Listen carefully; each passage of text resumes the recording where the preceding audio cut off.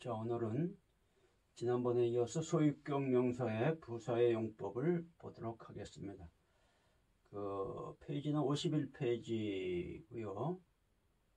우리가 이제 이 부사의 용법 여기 한번 읽어보면 소유격은 명사를 수식하는 것이 일반적이다. 그러나 동사를 수식하는 경우가 가끔 있는데 이러한 소유격의 기능을 부사의 용법이라고 말한다. 소유격의 부사의 용법은 시간과 관련된 부사의 용법과 취소와 관련된 부사의 용법이 있다. 자, 이제 이렇게. 근데 이제 요 책에는 이제 이렇게 나오고 일반적 구문책에 이런 이제 부사용법이라는 게 있는데 제가 이제 이 헬러 성경을 이렇게 공부하다 보니까 이 부사용법이라는 게 정말 이게 존재하는가 하는 그런 생각이 들어요. 왜냐하면 이 소유격은 명사를 수식하는 거거든요. 소유격이 동사를 수식한다는 건 이게 말이 안 돼요. 근데 이제 왜 이 부사용법이라는 그런 말이 나왔느냐? 그거는 뭐냐면은 이제 수식하는 명사가 없기 때문에 이제 그러면 동사를 수식하지 않느냐 이래서 이제 부사용법이라는 게 나온 거예요. 근데 한번 우리가 이제 이걸 보도록 합시다. 나는 1회에 2번씩 금식하고 누가복음 18장 12절인데 자, 네스테우오 디스투 사바투 여기서 네스티오가 금식하다 동사고 디스가 두 번이라는 여기 이제 부사로도 쓰이고 명사로도 쓰이고 그러는 거예요. 투 사바투가 소유격 안식일이란 뜻인데 그 안식일까지 2번 금식한다. 이렇게 이제 안식일이 이 네스티오 금식한 데를 수식하는 동사로 본 거예요. 근데 제가 볼 때는 이제 그것보다는 도리어 이렇게 보는 게 낫겠다는 생각이 들어요. 뭐냐면은 요게 안식일이 2번이라는 여기 이제 디스라는 게 부사로도 쓰이지만 또 2번 명사로도 쓰이거든요. 그래서 안식일에 2번 그러니까 안식일에 2번 금식한다. 이렇게 이 안식일에 2번 그러니까 이제 이게 바리새인 얘기지 않습니까? 바리새인이 나는 안식일에 2번 금식을 한다. 그러니까 안식일에 뭐 2끼 금식한다. 뭐 이런 식으로 볼 수가 있는 거죠. 그래서 안식일까지 일주일 동안에 2번 금식한다. 뭐 이런 의미로 볼 수도 있지만은 제가 볼 때는 그거보다는 여기에 안식일에가 디스 2번을 수식하는 거라면은 그런 소유격이라면은 안식일에 2번 그래서 안식일날 2번 금식한다. 이런 의미로 보는 게 더 맞지 않을까 하는 제 생각이에요. 그래서 왜 그러냐면 이 소유격이 동사를 수식하는 거는 이게 좀 말이 안 되니까 하는 얘기입니다. 그래서 제가 볼 땐 그렇게 보는 게 제가 번역한 식으로 보는 게 더 낫지 않을까 생각을 합니다. 자, 그 다음에 두 번째 예의문 내가 나와 한 데나리온 약속을 하지 않았느냐 마태복음 23, 13절인데 요것도 데나리우 시네포네사스 이렇게 돼 있죠. 데나리우 시네포네사스 그래서 여기에 데나리온으로 약속했다 이렇게 돼 있는데 요것도 마찬가지예요.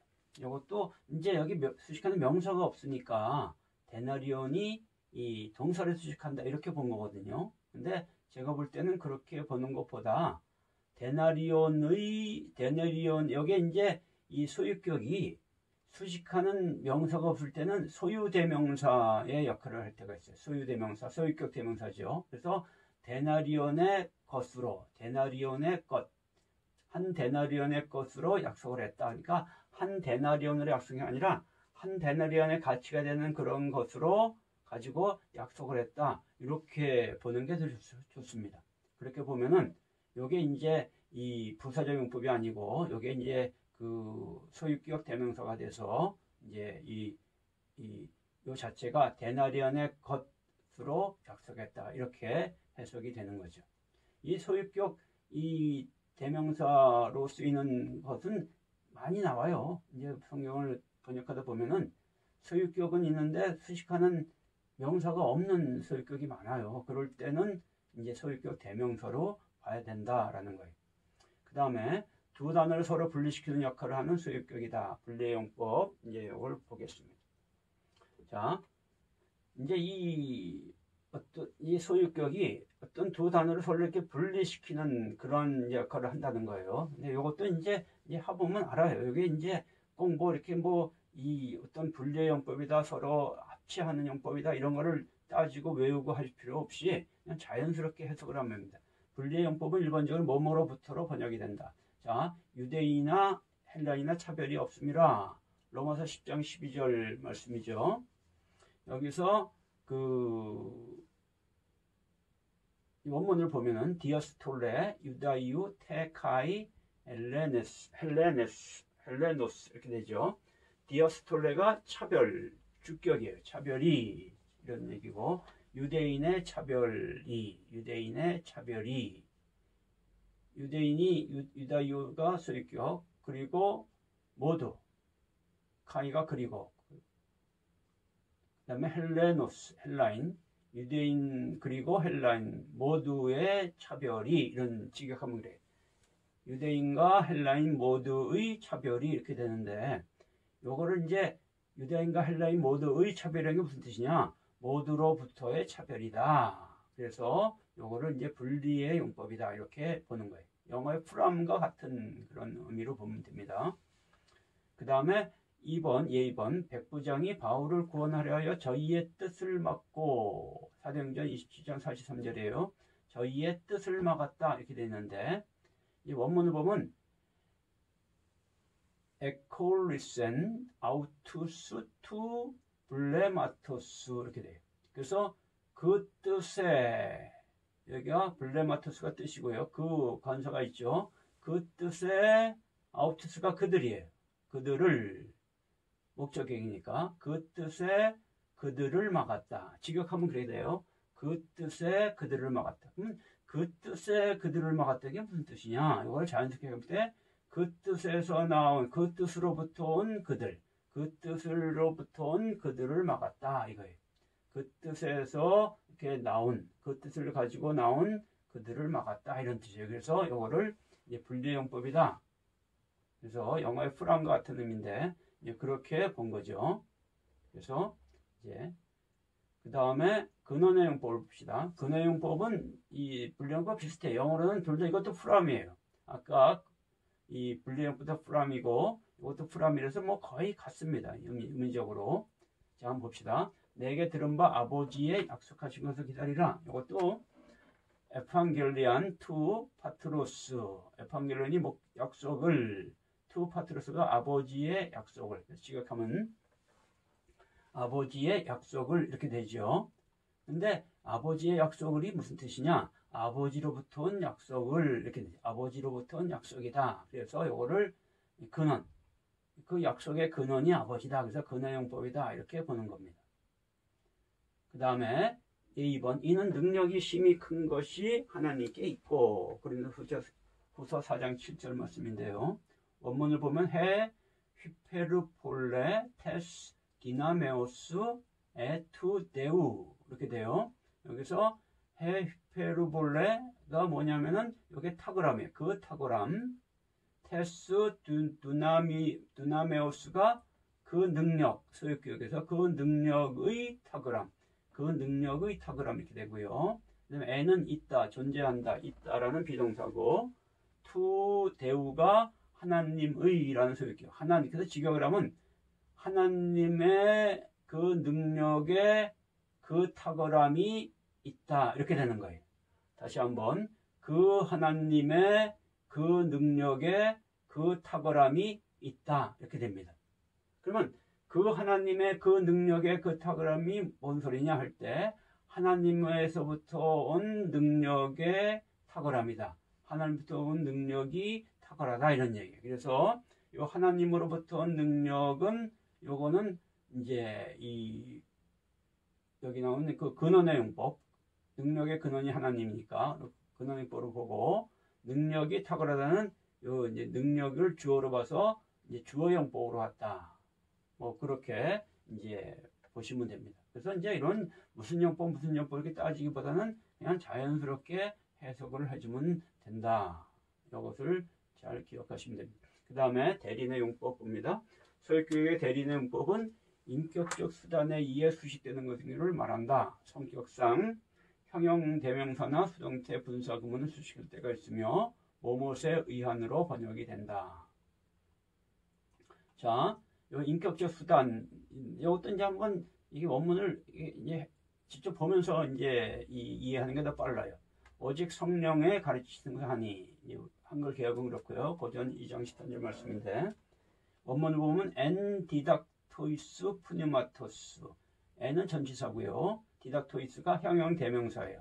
가르치심 이렇게 번역했는데 원래는 가르친 것들 이렇게 복수니까 성령의 가르친 것들 안에서 지각하면 그럽니다. 성령의 가르친 것들 안에서. 근데 요거를 이제 성령의 가르친 것들이 뭐냐 할 때 성령에 의해서 가르쳐진 것들이다.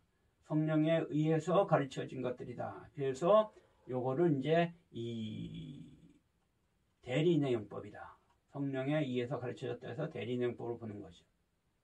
그렇게 이제 그냥 이해를 쉽게 하기 위해서 이렇게 이제 이 용법적으로 보는 거예요. 원래는 성령의 가르친 것들인데 성령에 의해서 가르쳐진 것들이다. 이렇게 이해를 하는 거죠. 그래서 대리인의 용법 2번 아버지께 복받을 자들이 나와 마태복음 25장 34절 말씀인데요. 호이 율로게메노이 투 파트로스 무. 자, 호이 율로게메노이. 요게 복받게 될 자들. 호이가 관사인데 혹격남성 복수고 여기 이제 율로게메노스가 또 분사예요. 분사인데 요게 이제 이 호이하고 이렇게 연결돼 가지고 복받게 될 자들. 너희 복받게 될 자들. 여기 2인칭 복수거든요. 그래서 너희 복받게 될 자들아 이렇게 혹격해서 너희 복받게 될 자들아 이렇게 되는 거예요. 그 다음에 투 파트로스가 소유격 아버지의 나의 무가 나의 아버지의 너희 복받게 될 자들아 직역하면 그래요. 나의 아버지의 너희 복받게 될 자들아. 근데 요거를 이제 의역을 하면 나의 아버지에 의해서 너희 복받게 될 자들아. 복받게 될 너희들아. 뭐 이런 거죠. 그래서 이제 여기서 요거를 아버지가 투 파트로스가 이 대리인의 용법이다. 이렇게 보는 겁니다. 그 다음에 수단의 용법을 봅니다. 수단의 용법은 소유격의 수단의 용법은 비인격적 수단을 말해요. 대리인 용법이 인격적인 수단이라면 이건 비인격적 수단이다. 원문을 이제 한번 예문을 봅니다.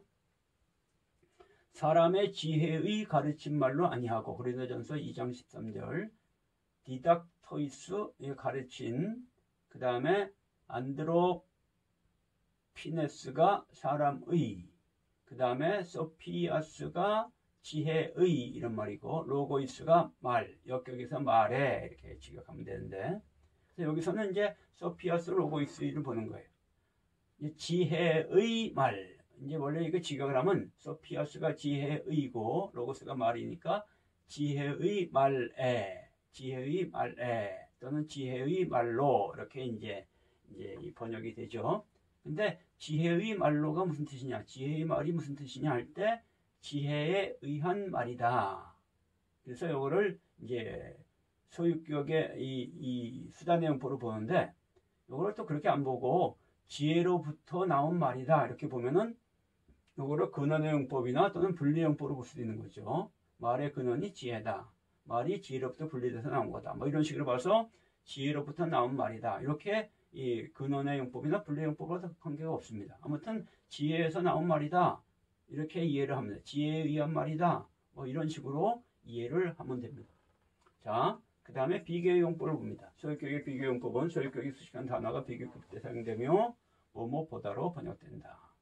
요거는 이제 소유격이 수식한 단어가 비교급일 때 해당되는 거예요. 자, 원문을 한번 그 예문을 봅니다. 내 뒤에 오시는 이는 나보다 능력이 많으시니 마태복음 3장 11절. 자, 여기서 보면 나보다의 부분인데 자, 이스키로테로스 무 에스틴. 자, 이스키로테로스가 더 힘있는 이라는 형용사인데 더 힘있다 이런 형용사예요. 근데 여기 이제 여기 앞에는 생략이 빠졌는데 관사 호와 합쳐가지고 호 이스퀴로 테로스 하면은 더 힘있는 사람, 더 힘있는 분, 더 힘있는 사람 이런 뜻이 됩니다. 그래서 직역을 하면은 나의 이게 소유격이니까 나의 더 힘있는 분이 존재한다 이렇게 되네요. 그래서 나의 더 힘있는 분이라는 게 무슨 뜻이냐 할 때 여기에 이제 이 비교급이라서 나보다 더 힘있는 분이 존재한다 이렇게 된다는 거예요. 이해됐죠? 뭐 별로 어렵지 않습니다. 여기 이제 이 비교급 명사하고 이렇게 연결된다. 이것만 이해를 하시면 돼요. 그 다음에 일부분의 용법. 일부분의 용법은 소유격의 일부분의 용법은 소유격 명사가 수식한 단어가 수식하는 소유격 명사의 일부분일 때 사용되며 뭐뭐 중에로 번역된다. 이거 말이 더 어렵죠. 이제 이 예문 가지고 봐야지 이해가 쉽습니다. 예수께서 한 배 오르시니 그 배는 시몬의 배라. 자, 누가복음 5장 3절이죠. 자, 엠바스, 에이스, 엔토, 플로이온. 여기서 엠바스가 들어가다. 에이스가 뭐뭐 속으로. 전치사 헨, n이 아니라 헨이에요. 헨이 하나. 톤 플로이온. 그 배. 톤 플로이온 그 배의 직역하면 그 배의 하나 속으로 들어가다 이렇게 되는 거예요. 그 배의 하나 속으로 들어가다. 그래서 그 배의 하나가 뭐냐 할 때 그 배 중에 하나 속으로 들어갔다 이런 얘기가 되는 거죠. 그래서 이런 거를 일부분의 용법이라고 한다. 이해되죠? 영어에서도 뭐 이렇게 오브 전치사가 이런 식으로 쓰여요. 영어도 비슷하거든요. 자, 두 번째 예문을 봅시다. 바리새인은 따로 서서 기도하여 가로되 하나님이여 나는 다른 사람들 곧 토색불이 가늠한 자가 같지 아니하고. 누가복음 18장 11절 다른 사람들 이 부분인데 한번 봅시다. 호이, 로이포이, 톤, 안드로폰. 자, 호이, 로이포이가 나머지예요. 형용 대명사 나머지. 그 다음에 톤, 안드로폰이 사람들의, 그 사람들의 나머지 이런 거거든요. 직역하면 그 사람들의 나머지 이렇게 되지만은 이것도 무슨 소리냐? 그 사람들의 나머지라는 게 그 사람들 중에 나머지다 이렇게 되는 거죠. 그래서 이거를 일부분의 용법으로 본 거예요. 그래서 이런 것들은 그냥 이렇게 자연스럽게 그 사람들의 나머지, 그 사람들 중에 나머지 이렇게 자연스럽게 이 소유격 명사는 이렇게 어떤 여기 이제 용법이 쭉 나와 있지만은 그냥 자연스럽게 이렇게 이제 물 흐르듯이 자연스럽게 이렇게 해석을 해 나가면 됩니다. 자, 오늘 여기까지 이제 다음 시간에 역기억을 하는데 오늘 여기까지 이제 우리가 이제 소유격을 봤어요. 그래서 소유격 명사는 여러분들이 이제 뭘 기억하면 이것만 기억을 하면 돼요.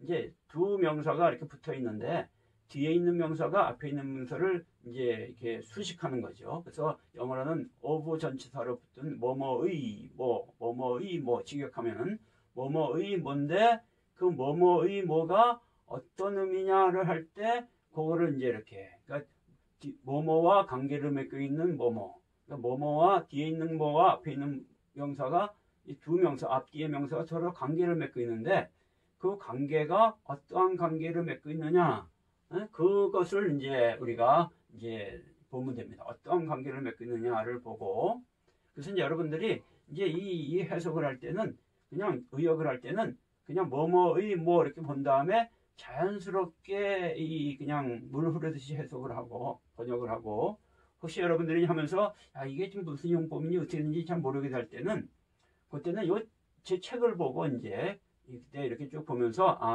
이런 용법으로 이게 쓰인 거구나 라고 보면 돼요. 그래서 이 뭐든지 한술밥에 배우는 게 없어요. 이 번역 성경을 해석하는 이거는 여러분들이 이렇게 문법을 배우더라도 문법 배웠다고 바로 100% 해석하는 게 아니에요. 이걸 가지고 이제 자꾸 해석을 하면서 이 훈련을 쌓아 나가는 거죠. 저도 이 신학교에서 헬러어를 배운 다음에 몇 년 동안에 걸쳐서 쭉 하면서 이게 실력이 늘어서 어떻게 온 거지. 이게 한두 달 만에 바로 되는 건 뭐 세상에 그런 건 없습니다. 그래서 여러분들이 이제 이걸 하면서 잘 모를 때 그때는 제 교재 책을 보고 여기는 용법과 비교하면서 이런 용법을 쓰였구나. 이런 용법을 쓰면서 그러면서 자꾸 훈련해 나가는 거예요. 그러다 보면 이제 한 뭐 몇 달 또 한 1년 이렇게 지나면서 실력이 자꾸 쌓여 나가면서 이제 성경을 보는 눈이 이렇게 열리는 거죠. 언어 성경을 보는 눈이요. 그래서 여러분들이 소유격은 그렇게 이해하시고, 자, 오늘은 여기까지 하도록 하겠습니다. 자, 수고들 많았고요. 다음 시간은 역격에 대해서 공부를 하도록 하겠습니다.